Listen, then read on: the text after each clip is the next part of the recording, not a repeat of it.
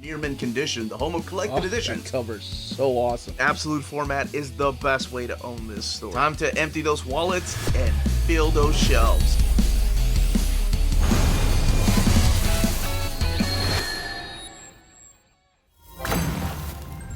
Happy Monday, all you minties. Uncanny Omar here from Near Mint Condition, the home of collected editions. And join me today for your advanced look at the Dark Web Omnibus from Marvel Comics. So let's go ahead and get started.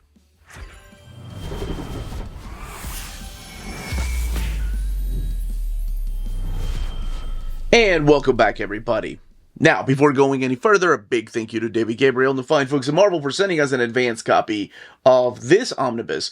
This omnibus is due out in the direct market and book market on February 4th or 5th, depending on where you get your books. Speaking of direct market and book market, what we're looking at here is your direct market cover. This is the one that is supplied by Ryan Stegman. And before I show you the standard edition cover, this is a connecting cover, except the spine is breaking apart the Goblin Queen back there, and the X-Men, and you have Chasm over here and Spider-Man over on that side, but it's a beautiful cover. Now, that is the direct market cover. On the left-hand side is your standard edition cover, and that is the one that is supplied by John Romita Jr., and that one is available everywhere, while the direct market cover is only available at places like cheapgraphicnovels.com, waltzcomicshop.com, bdcosmos.com, comicsbugle.com, readcomics.com, dieandbreedcollectors.com, organicpricebooks.com, instocktrades.com, talesofwonder.com, and DCBS, and of course, your local comic book store. Now, everything else underneath the dust jacket is the same, so let's shift the focus back to this. We have the Dark Web logo there. We have the Goblin Queen, Magic, and Spider-Man, and Jean, and Cyclops during the Krakoa era, by the way. And, of course, Venom right there. But how does he tie into all of this? The spine again, Dark Web. I like the fact that Spidey is hanging off of the Dark Web right there.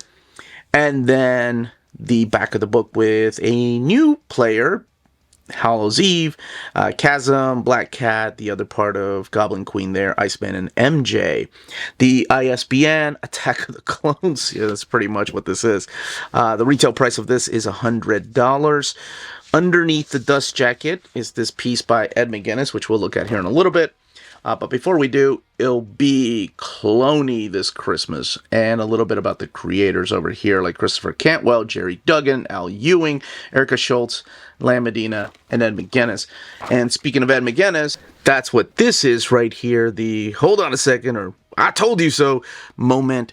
But it's from a panel, it's not from a cover. Most of the time they use covers. I love the fact that they've blown up a panel. That is nice. And of course, by Ed McGuinness, you have Chasm on the left-hand side and Spidey with his new outfit on the right-hand side. Now, something really quick I want to do is put this back on and talk about where I'm going to put it on the shelf.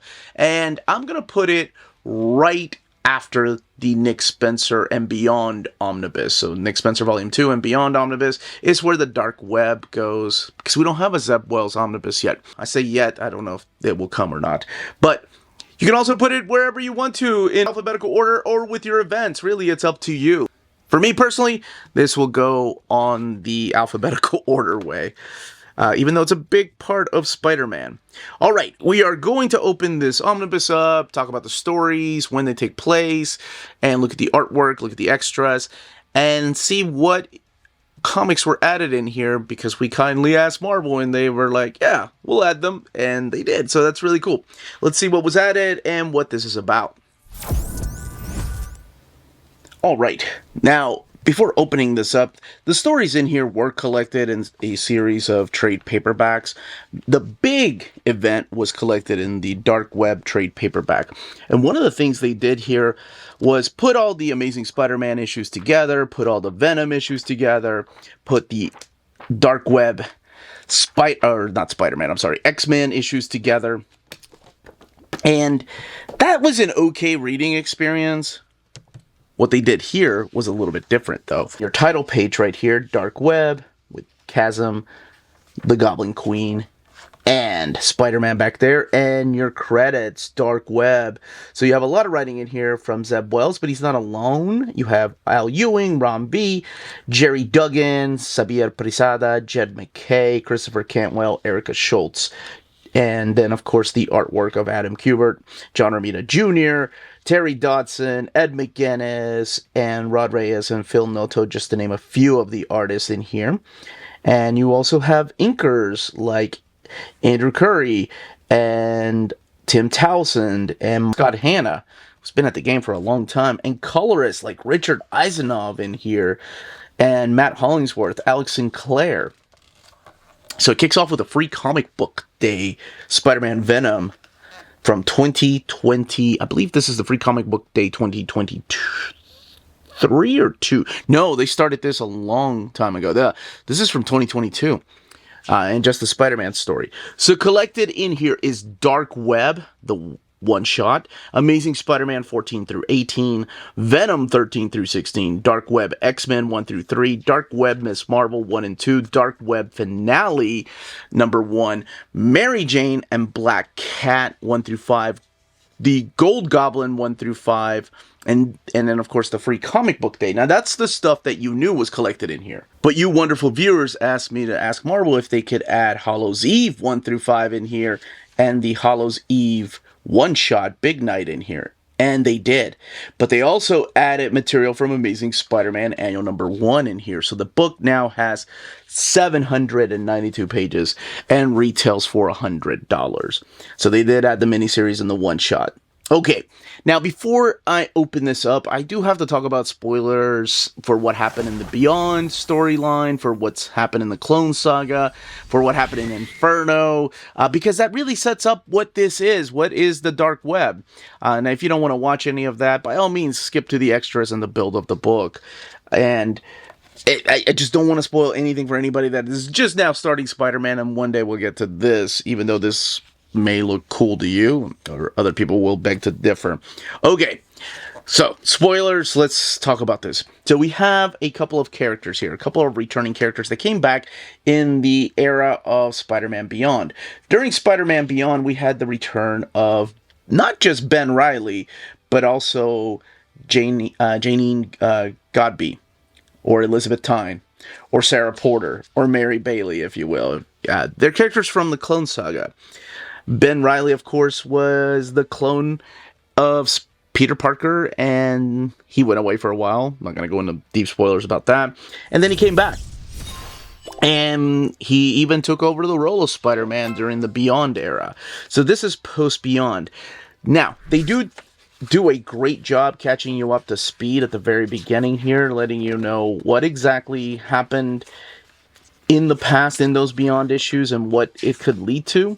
Because we're going to talk about this right here. And it tells you exactly what you need to know. He was part of the Beyond Corporation.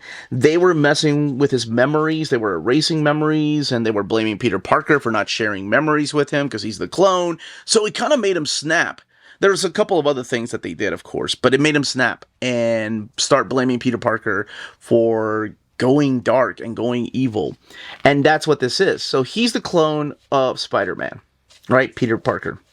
Then we have Madeline Pryor over here, who during the era of Inferno, we found out was the clone of Jean Grey, Mr. Sinister and all that. And you can find out by reading the original Inferno, not the Jonathan Hickman Inferno. So she was gone for a while too, and then came back. And lately, she has now been in charge of Limbo. That happened in the pages of New Mutants during the Vita Ayala run, so during the Krakoa era. So if you read things like the Hellions and the New Mutants from the Krakoa era, you're kind of caught up on where she is. But that's all you need to know. Both of them have now turned towards the dark side again. Him feeling rejected because he can't share memories with Peter Parker, and he's been manipulated, and they've erased memories and manipulated his brain.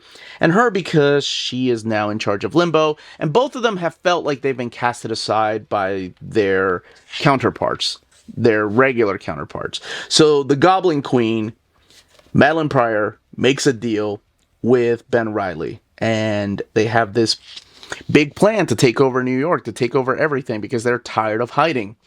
So, while in Limbo, Janine is also there. And this is a little bit of a spoiler for the setup of what's to come. So Janine decides that she also wants some kind of power, right? Like she's always been on the edge of having powers, and Maddie kind of grants her something, and something unique. I really dig this character, and that is to become this new character named Hollow's Eve. Hollow's Eve has this really weird, like, it almost feels like a Golden Age type of Marvel character. That whatever mask she puts on, she gains that power or strength or ability. And I thought that's a really cool power that you don't really see these days. More like a Golden Age type of story, or even in like the 50s type of story. So we kick it off with this introduction here that's going through the different seasons, and it leads into Venom. Now, Venom is dealing with his own issues, and he kind of catches you up to speed on what's going on with Al Ewing and Ron V's Venom, how he has separated himself from his son Dylan, and he is in this place called the Garden of Time. However, he does get a call from Limbo, so he was in the middle of doing his own thing, but hey, crossovers. So the Goblin Queen has offered him a role in this big revenge plot. So we kick it off with the one-shot of Dark Web. So all of that was a setup, and Dark Web is the actual invasion. This is drawn by Adam Kubert, where both Chasm, Ben Reilly, and the Goblin Queen, Madeline Pryor, come in with Limbo's forces. So all these demons come and attack New York. Now, this is also during the time when Norman Osborn has been a good guy for a while. He's given up the whole Green Goblin thing, feeling guilty about it, and now has turned to the side of the Angels, so much so that he's helping Peter Parker with new costumes and things like that. Venom, of course, playing a big part in this, and also somebody that was an intern at Oscorp will play a part in this. And of course, because the Madeline Pryor, the Goblin Queen is involved, you'll have the X-Men come in. Now, I just said that Venom was there, and this is Dark Web 1. So what happens next?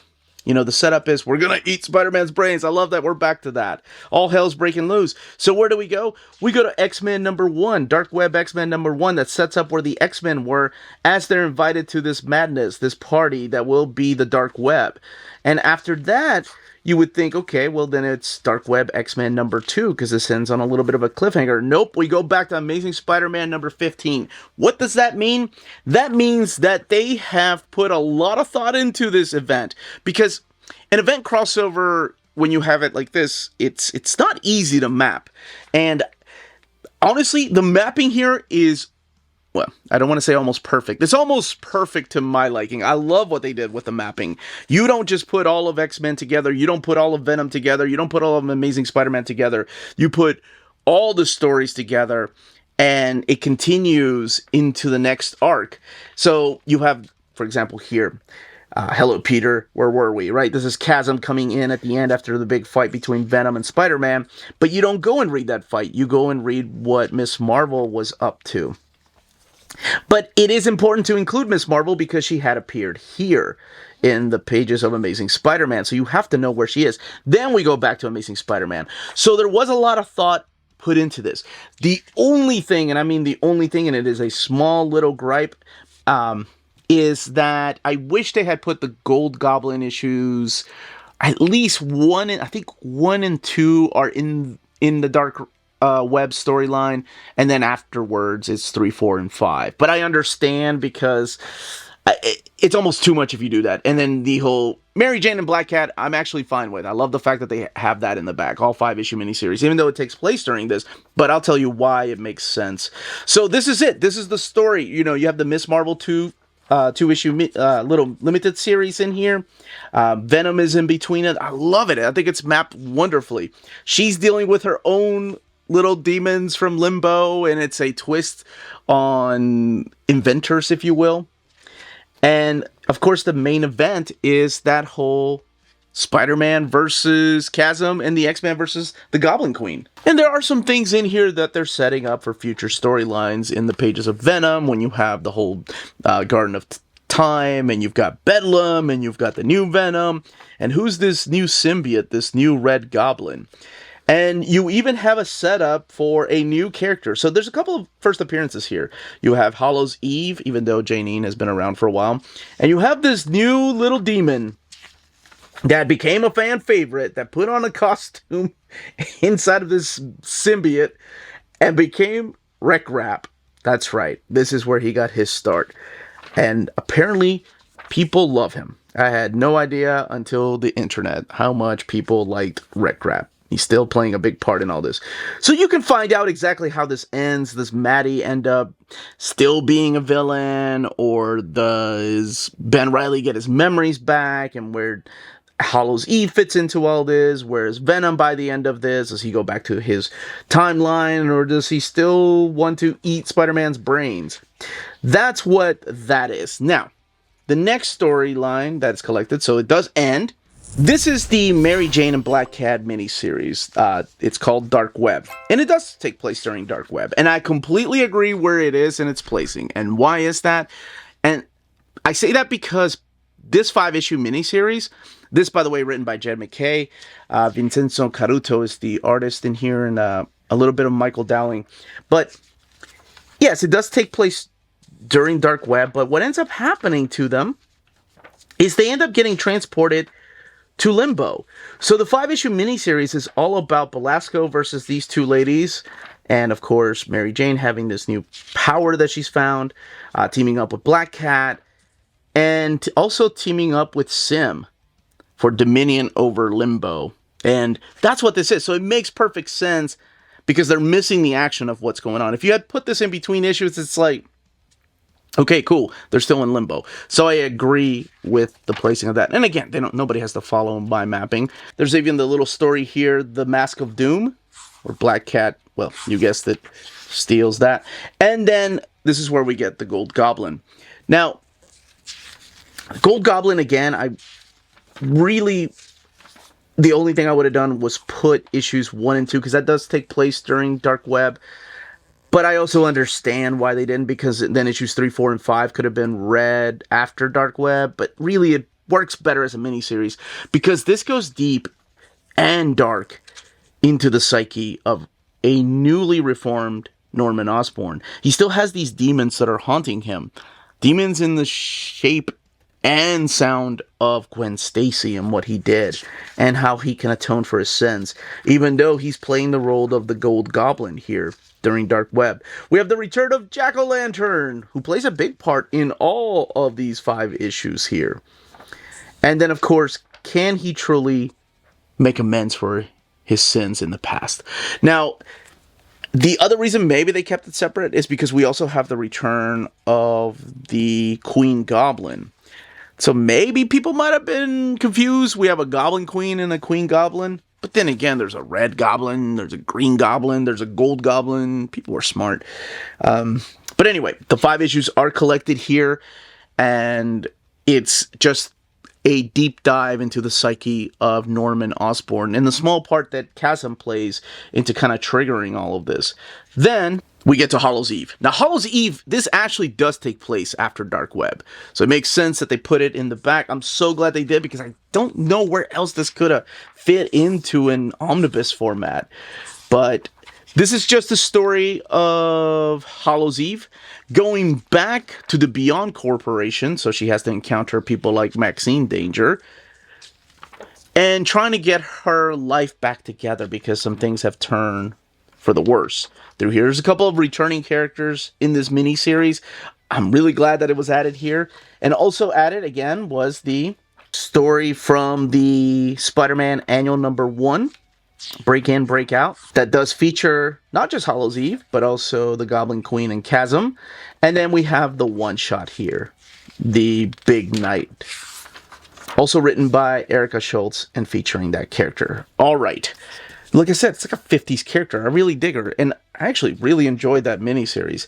All the way in the back is where we're going to find the extras. So you have variant covers here. Lots of variant covers. Now, most of the variant covers are all in this thumbnail size. I wish they would do some splash pages. I really miss the days when all of variants were done in splash pages. Well, let's see here, some variants. Concept art. And then I didn't realize that this was such a connecting pattern. This is designed by Federico Vincentini and Matthew Wilson, the whole webbing, but it's all designed like that. So the spine actually has that same design. The book has 792 pages. It is sewn binding. Not much of an eye, though. This one is printed at the iMac printer. So one of the things I wanted to do was look at the way that it laid over towards the beginning. So actually, let's look at a spread page here, where you can see the fall and a little bit of the gutter loss. So it does have a little bit of gutter loss, and that is due to that eye, or lack thereof, a bigger eye. As far as the paper stock, it seems to be, I don't know, iMac's been weird. I haven't seen an iMac book at Marvel for a while, though. I think the last thing, well, no, they did do that Treasury edition of Aliens, but as far as an omnibus, this has been a bit. There is a little bit of bleed through, more so than there is in the Donnelly printer or the Mega print. Not much. It's a lot better than what it used to be, but it is there when there's like lighter. Yeah, you can see just a little bit there. But they want to be as thorough as possible. But that is Dark Web. Will it be collected in a Zeb Wells Omnibus one day? Probably, yeah. But not the Hollow's Eve, not the Gold Goblin, not those other miniseries. That, as they say, is that. If you're interested in purchasing this omnibus, don't forget to check out our sponsors. BD Cosmos, the Canadian leader in graphic novels. They have a physical storefront in Montreal, Quebec, and their website, bdcosmos.com, offers 25% off your order of over $99 or more, and free shipping everywhere in Canada for every order of $250 or more. Their shipping care is exceptional. Your books will stay cozy through the rough Canadian weather and arrive to you in near mint condition. After checkout, let them know Near Mint Condition sent you their way, and you'll be added to the monthly $25 gift card raffle. Entries are valid for new and returning customers. Don't be afraid to call or email them. Ask them questions. Their staff is always happy to help guide you towards the right purchase. Visit their website, bdcosmos.com, for more. BD Cosmos, with rewards and raffles taking care of customers in Canada. Eh?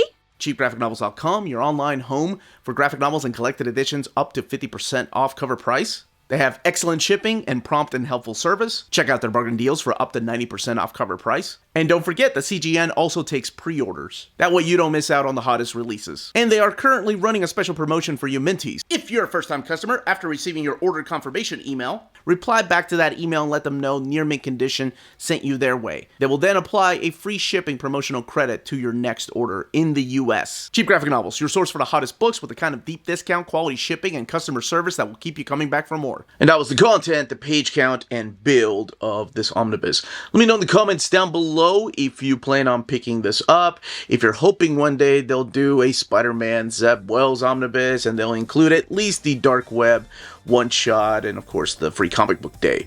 But if you have any questions, leave those questions down below. Don't forget to smash that like button, subscribe, and ring that bell for notifications. Everyone, stay healthy and safe out there. Much love.